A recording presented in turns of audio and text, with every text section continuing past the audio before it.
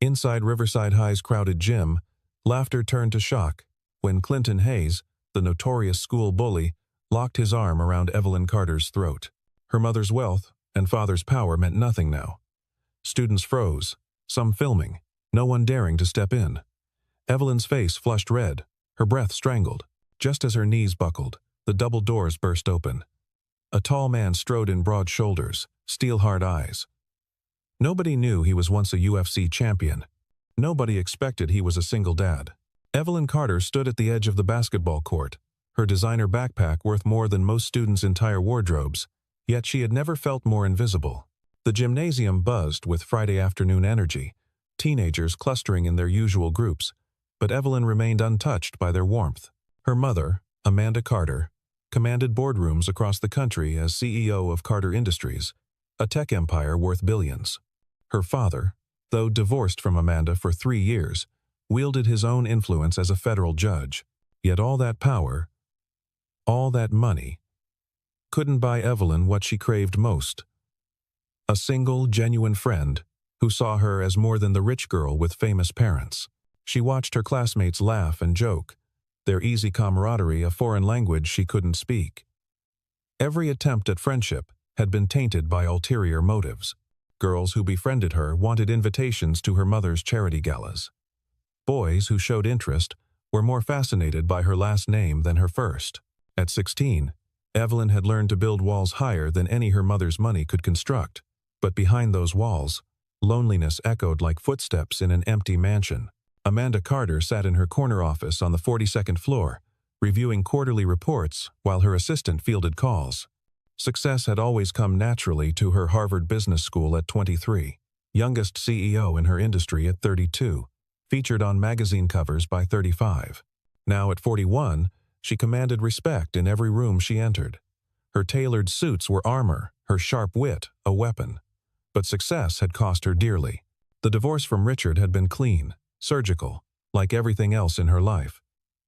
They'd divided assets, arranged custody, maintained civility for Evelyn's sake.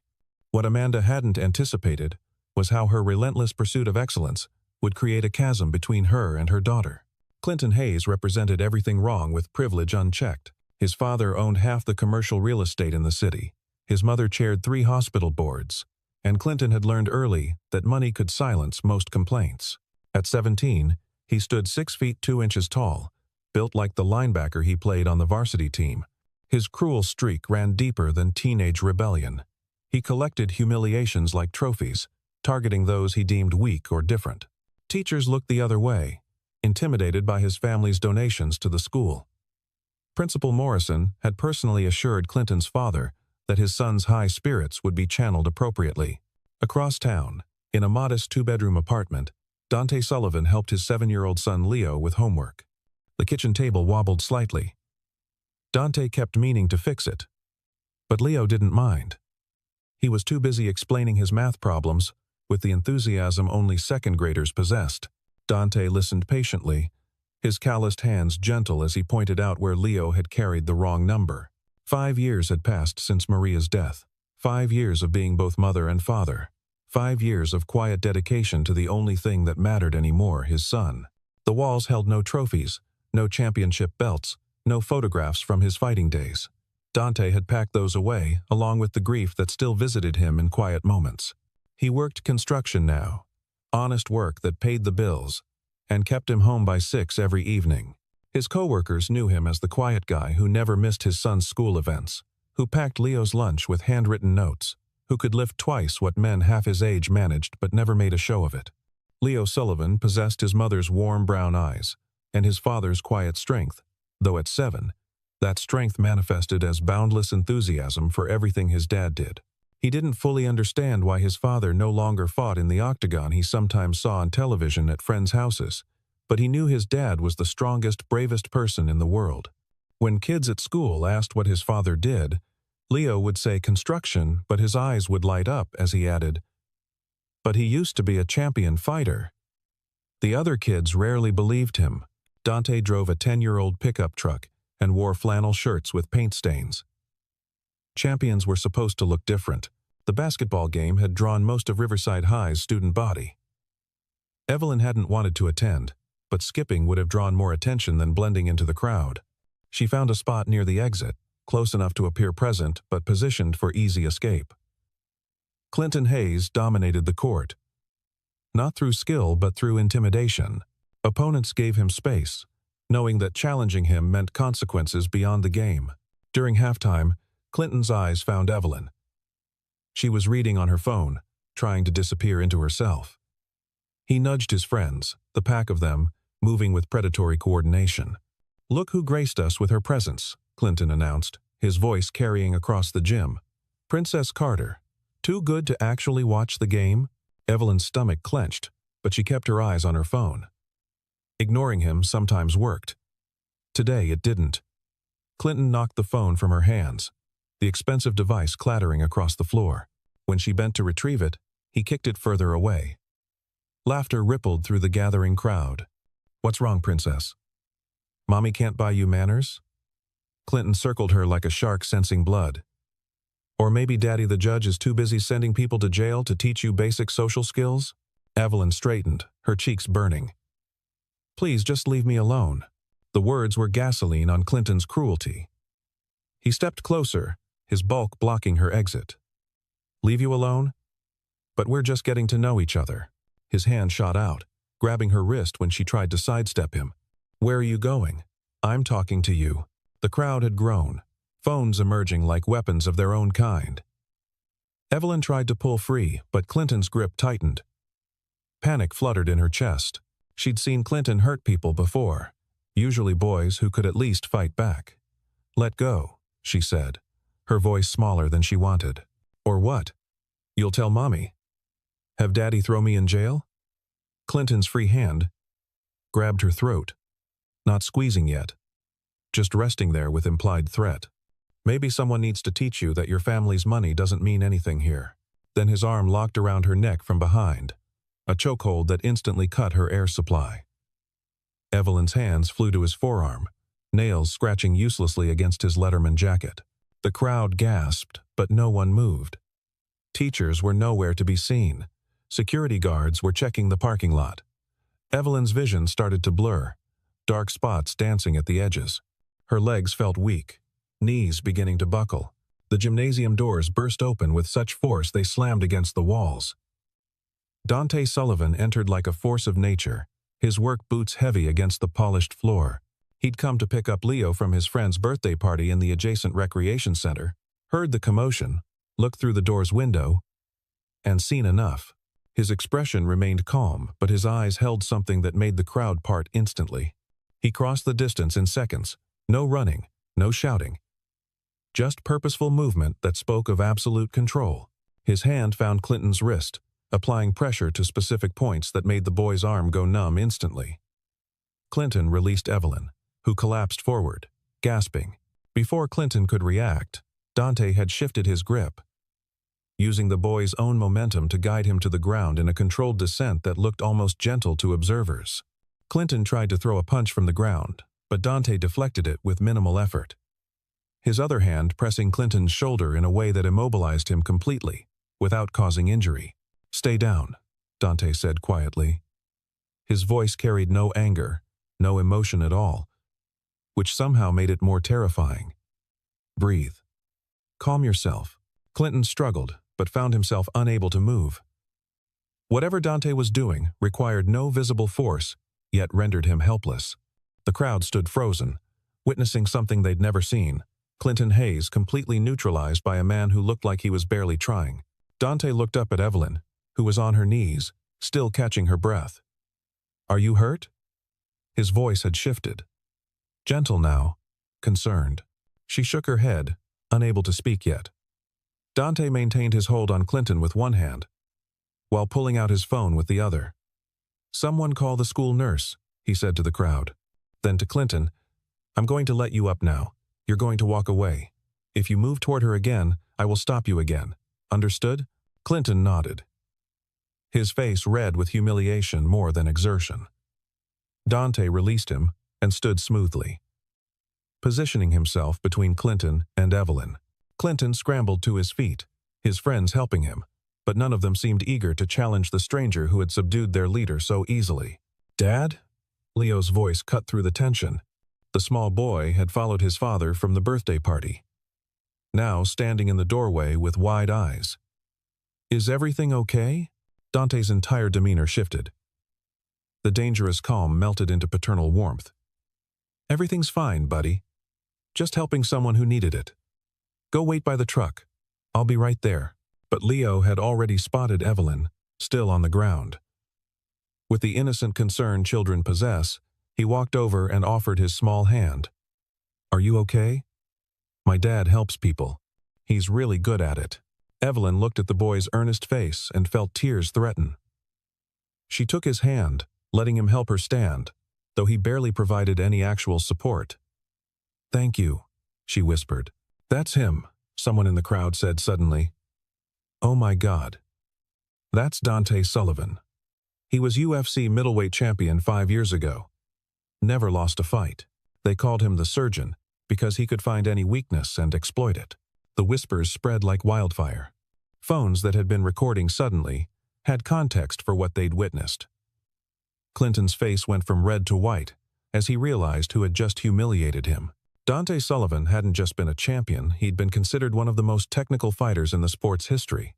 Retiring at his peak, for reasons no one knew, Dante ignored the recognition, focusing on Evelyn. "Do you have someone to call? Parents?" She nodded, pulling out her cracked phone with shaking hands. Amanda's number went straight to voicemail. Her father was in court. Evelyn felt the familiar sting of being alone, even in crisis. "Leo, get my water bottle from the truck," Dante said. His son ran off eagerly. Dante turned to the crowd, his voice carrying authority without volume. "Show's over. Everyone back to what you were doing." The crowd dispersed slowly, reluctantly. Clinton and his friends had already retreated. But the damage was done. Videos were already being uploaded, shared, spreading beyond the gym's walls. School security finally arrived, followed by Principal Morrison, whose face went through several expressions as he processed the scene. Dante explained calmly what he'd witnessed and how he'd intervened. Morrison, recognizing the potential lawsuit from either direction, assured everyone that the matter would be investigated thoroughly. Leo returned with the water bottle, which Dante offered to Evelyn. She took it gratefully, the cool water soothing her raw throat. "Thank you," she managed to say. "Thank you both." "You're welcome," Leo said brightly. "My dad says helping people is what makes us strong. Not muscles, but here." He pointed to his heart with the confidence of a child repeating beloved wisdom. Dante's expression softened. "Come on, buddy. We need to go." He looked at Evelyn once more. "Will you be okay?" She nodded, though she wasn't sure it was true. Dante seemed to understand. He pulled out a business card from his wallet, simple, just his name and number for the construction company. "If there's any trouble from this, have your parents call me. I'll verify what happened." They left quietly, Leo chattering about the birthday party as if his father hadn't just taken down the school's most feared bully. Evelyn stood alone in the gym, holding the business card and water bottle like lifelines. Within hours, the video had spread across the internet. "Former UFC champion saves girl from bully" became the caption that launched 1,000 discussions. Amanda Carter was in a board meeting when her assistant interrupted with an urgent message.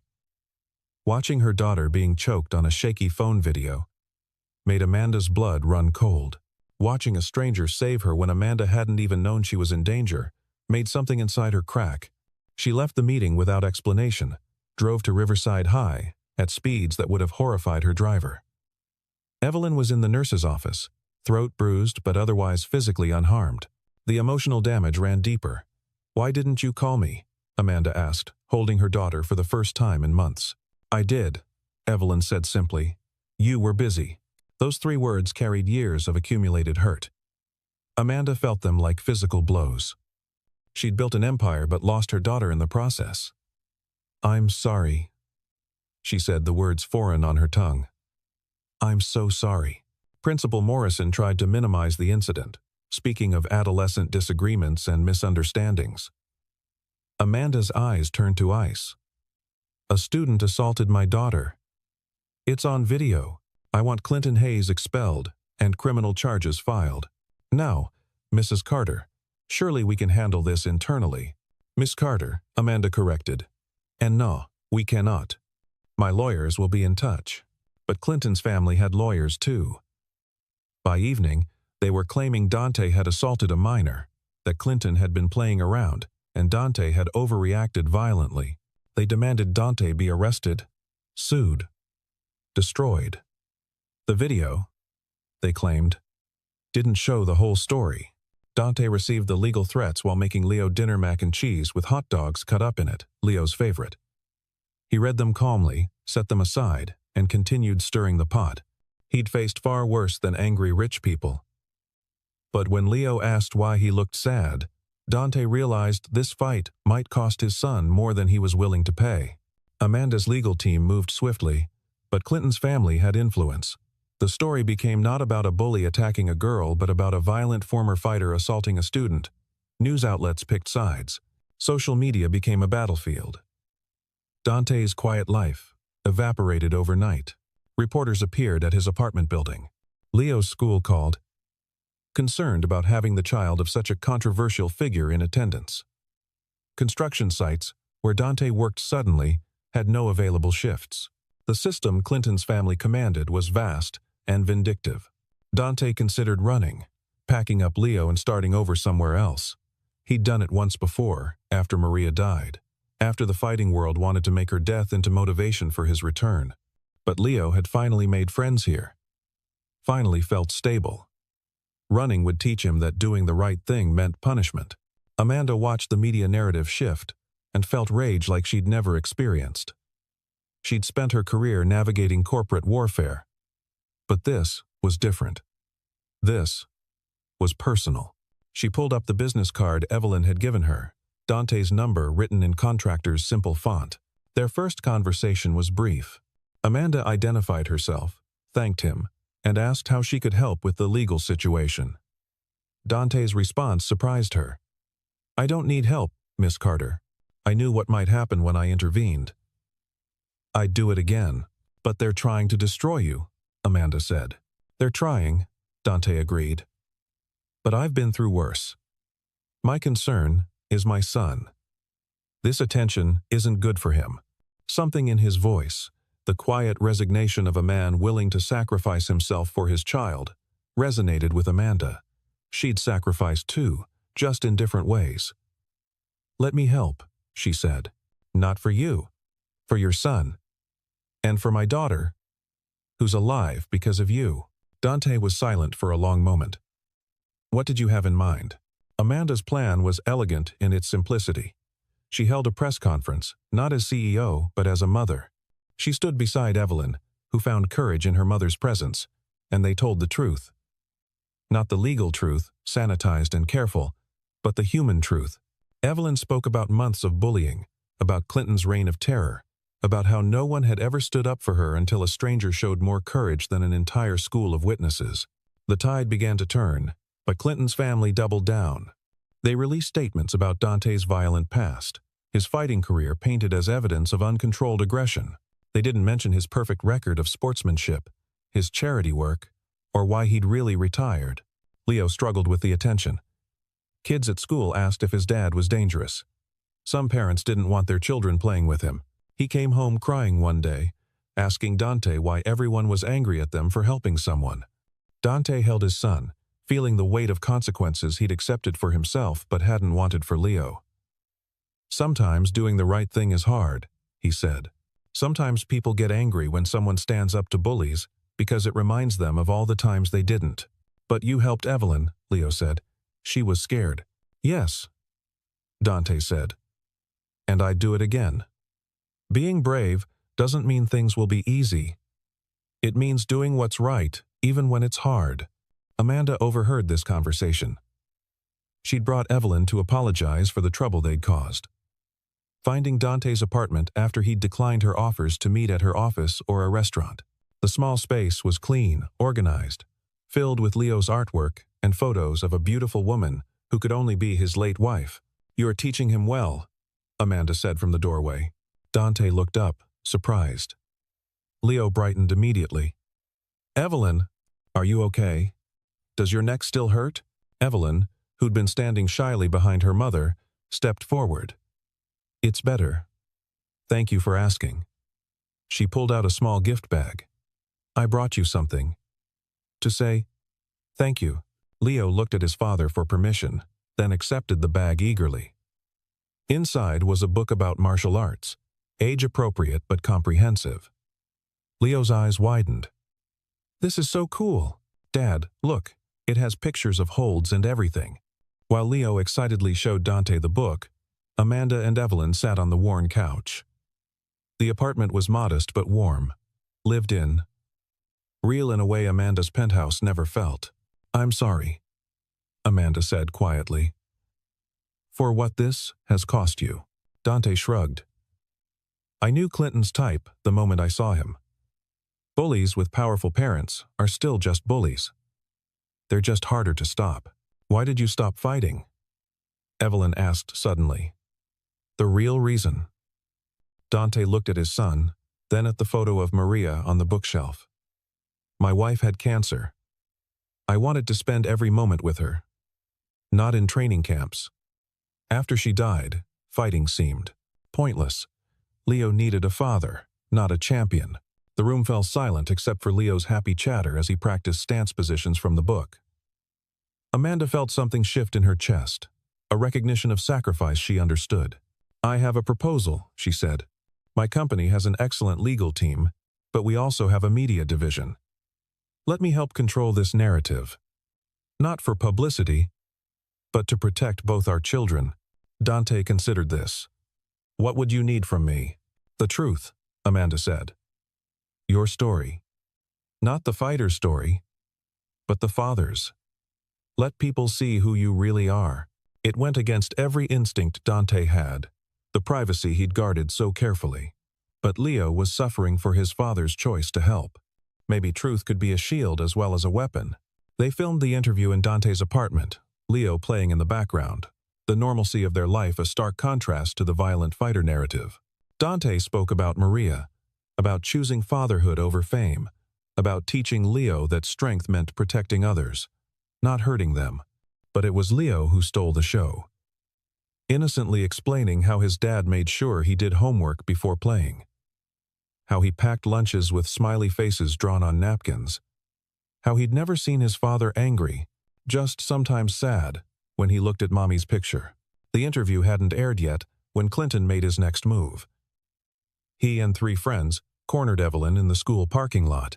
Amanda was running late to pick her up, Evelyn waiting by the designated spot when they appeared. You think you won? Clinton's face was ugly with rage. My dad owns this town. That washed-up fighter's going to jail.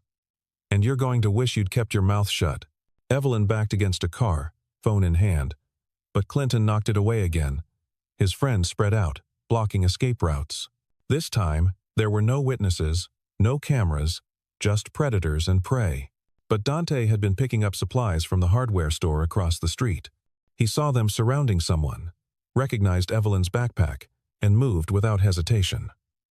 Leo was in the truck, window down, watching his father cross the street with that same purposeful stride. Step away from her, Dante said calmly. Clinton spun around, his friends tensing. Perfect. Now I can claim self-defense when I beat your ass. He swung wildly, telegraphing the punch so obviously that Dante almost felt bad for him. Almost. Dante redirected the punch, using Clinton's momentum to send him stumbling past. The second attacker rushed in, received a precise strike to the solar plexus that dropped him gasping. The third tried to grab Dante from behind, but found himself flipped with an economy of motion that looked effortless. Clinton, enraged beyond reason, pulled out a knife. The parking lot seemed to hold its breath. Dante's expression didn't change. When Clinton lunged, Dante caught his wrist, twisted in a way that made the knife clatter to the asphalt. Then swept Clinton's legs while maintaining the wrist control. Clinton hit the ground hard, Dante's knee on his back, the arm locked in a position that would break with another pound of pressure. I could end your football career right now, Dante said quietly. One more pound of pressure, and this arm never throws another pass. Is that what you want? Clinton whimpered, all bravado gone. His friends had fled. Evelyn stood frozen, processing how quickly violence had been controlled, contained, redirected, into submission. Security cameras, Dante said, nodding toward the bank across the street. Everything's recorded. You pulled a knife on a 16-year-old girl. That's attempted assault with a deadly weapon. Your father's money won't make that go away. He released Clinton and stood, kicking the knife away. Clinton scrambled to his feet, cradling his arm, looking younger than his 17 years. This isn't over, he said. But the words were empty. Yes, it is. Amanda's voice came from behind them. She'd arrived during the confrontation, watched Dante protect her daughter again, seen him show restraint when he had every right to destroy the boy who'd threatened Evelyn with a knife. Security footage, multiple witnesses, and now attempted assault with a weapon. Your family's lawyer can explain what happens next. Clinton ran, stumbling, broken. Amanda moved to Evelyn, checking her for injuries, but her daughter was staring at Dante with something like awe. You could have hurt him, she said. Really hurt him. But you didn't. Violence is easy, Dante said, suddenly tired. Control is hard. Your mother's right. It's over. He'll face consequences now. Leo had gotten out of the truck, running to his father. Dante picked him up easily, holding him close. You okay, buddy? You were like a superhero, Leo said. But better because you're real. The security footage was crystal clear. Clinton with a knife, Dante defending Evelyn with minimal force. The news cycle, already primed by Amanda's media campaign, exploded. Clinton's family tried to spin it, but video of their son pulling a knife on an unarmed girl was indefensible. Within a week, Clinton was expelled, facing criminal charges, and his family's influence evaporated like morning mist. Other victims came forward, emboldened by Evelyn's courage. The school board launched an investigation that would eventually claim Principal Morrison's job and several others who'd enabled Clinton's behavior. But the real victory was quieter. Evelyn started eating lunch with Leo when he visited his dad at nearby construction sites. She helped him with reading homework while Dante worked. Amanda began joining them, bringing food from restaurants none of them would normally visit. Sitting on construction site benches in her designer suits, laughing at Leo's jokes. Why did you really save her that first day? Amanda asked Dante one evening. They were watching Leo and Evelyn play catch in the park, the teenager patient with the 7-year-old's erratic throws. I saw my son, Dante said simply. Not her, but Leo. I saw what I'd want someone to do if he was in trouble and I wasn't there. Being strong isn't about what you can do, it's about what you choose to do. Amanda understood then why she felt drawn to this quiet man who'd given up glory for fatherhood, who'd chosen love over fame. I spent so many years building walls, she said, protecting myself, my company, my reputation. I forgot to protect what mattered. It's not too late, Dante said, nodding toward Evelyn. She's strong, like her mother. She just needed someone to show her she was worth protecting. The legal battles continued for months, but the outcome was never really in doubt after the knife incident. Clinton's family quietly settled, paying damages and agreeing to stay away from Evelyn and Dante's families. Clinton himself transferred to a military school in another state. His parents finally accepting that their son needed discipline they couldn't provide. Dante started teaching self-defense classes at the community center, free for any student who wanted to learn. Not fighting, but protection. Control. Discipline. The classes filled immediately. Parents eager for their children to learn from someone who'd proven that strength and restraint could coexist. Evelyn was his first student. Then Leo. Then dozens of others. Amanda watched from the back, seeing her daughter transform from a victim to someone who walked with confidence, who understood that true power came from knowing you could defend yourself, but choosing when to act. You're different, Amanda told Dante after one class. They'd fallen into a routine of coffee while the kids practiced, comfortable silences and deep conversations alternating naturally. How so? He asked. Every other man I've known wanted something from me. My money, my connections, my influence. You want nothing. I want Leo to be happy, Dante said. I want Evelyn to feel safe. I want these kids to never need what I'm teaching them. What about what you want for yourself? Dante was quiet for a long moment. I stopped wanting things for myself when Maria died. It was easier that way. Less disappointment. Amanda reached across the table, her hand covering his. Maybe it's time to start wanting again. Their relationship developed slowly, built on shared values and mutual respect rather than passion or desperation. Leo adored Amanda, who treated him like the son she'd never had. Evelyn found in Dante the steady, present father figure her biological father had never been. They became a family not through blood or law but through choice. The anniversary of the first incident arrived with little fanfare. Clinton was gone. The school had implemented new anti-bullying policies, and life had moved on. But Evelyn wanted to mark it somehow, to acknowledge how a moment of violence had led to so much healing. She organized a demonstration at the school. Students showing what they'd learned in Dante's classes. Not fighting techniques, but de-escalation. Awareness. Confidence. The gym where she'd almost been choked now rang with laughter and encouragement. Dante stood with Amanda, watching their children, for that's what they'd become, regardless of biology, leading warm-ups.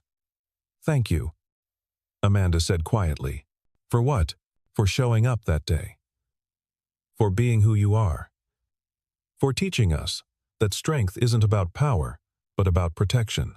Leo ran over, grabbing both their hands. "Come on. Evelyn says you have to show everyone the hold you used on Clinton. But like, the safe version."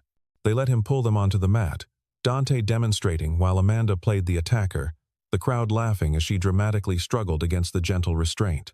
Evelyn joined them, showing how to break free from various grips, her movements confident and sure. A reporter covering the event asked Dante if he ever regretted getting involved that day, knowing what it would cost him. Dante looked at his family, for that's what they were now, and shook his head. "Every choice has a price," he said.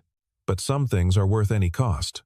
Protecting someone who needs help, standing up to bullies, showing kids that strength serves others.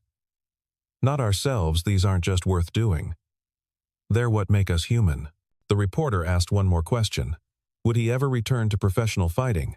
"I never stopped fighting," Dante said, his arm around Leo's shoulders, Amanda and Evelyn close beside them. "I just learned what was worth fighting for." The demonstration ended, with all the students forming a circle, hands joined, a symbol of community over conflict. Clinton Hayes had thought power came from fear, that strength meant domination. But in trying to break Evelyn Carter, he'd created something stronger, a family forged not by blood but by courage, a community united not by wealth but by compassion. As the crowd dispersed, Leo tugged on Dante's hand. "Dad, are you and Amanda going to get married?" The adults froze, the question hanging in the air.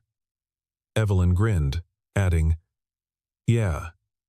"When are you going to make it official?" Dante and Amanda looked at each other, seeing in each other's eyes the same recognition that they'd already become family in every way that mattered.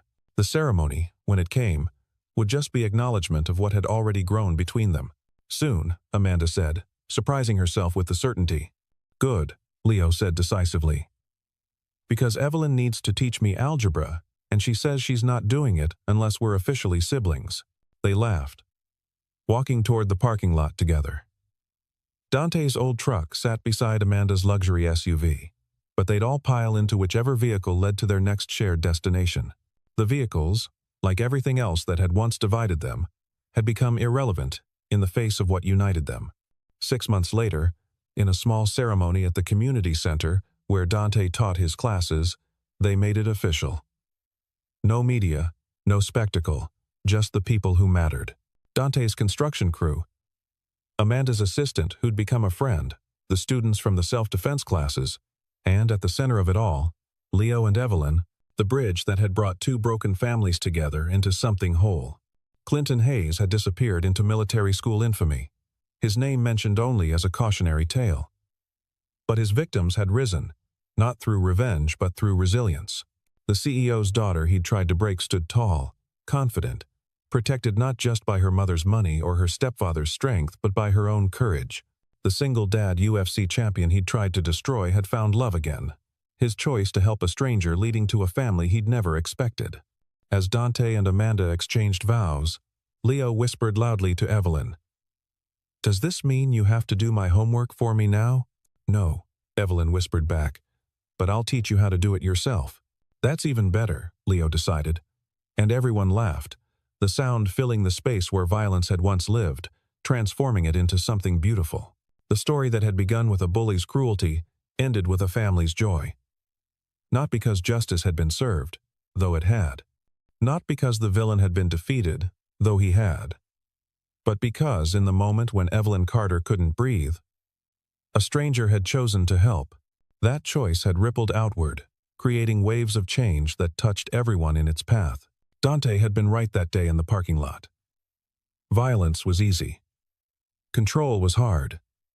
But love was the hardest and most powerful force of all. And in choosing love over fear, protection over power, compassion over cruelty, they'd all found something worth fighting for. The reception was simple: barbecue from Dante's favorite local place, Leo's favorite mac and cheese, and a cake Evelyn had helped design. As the evening wound down, Dante found himself standing apart for a moment, watching his new family. Amanda was helping Leo with his tie, which had come undone from his enthusiastic dancing. Evelyn was laughing with some of the students from the self-defense class, no longer the isolated girl who'd stood at the edge of the gym. "She would have been happy," Amanda said, joining him. "She knew he was thinking of Maria. She would have loved you all," Dante agreed. "She always said, I needed to learn to let people in again. Smart woman.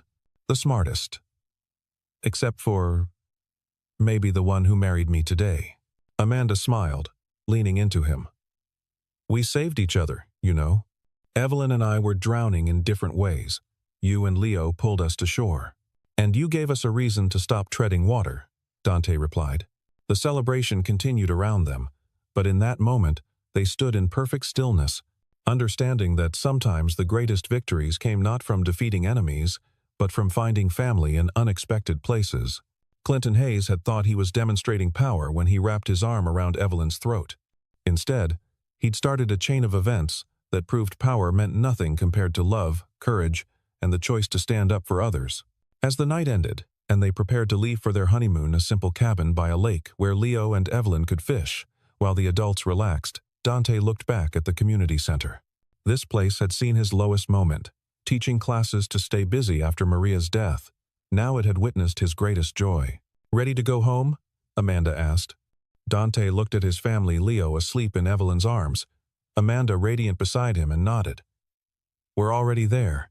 They drove away together, 4 people who'd been strangers a year ago, now bound by something stronger than blood, or law, or money. They were bound by choice, by courage, and by the understanding that true strength wasn't measured in the battles you could win, but in the people you chose to protect. The bully who'd choked the CEO's daughter had expected fear. The single-dad UFC champion who'd shown up had delivered salvation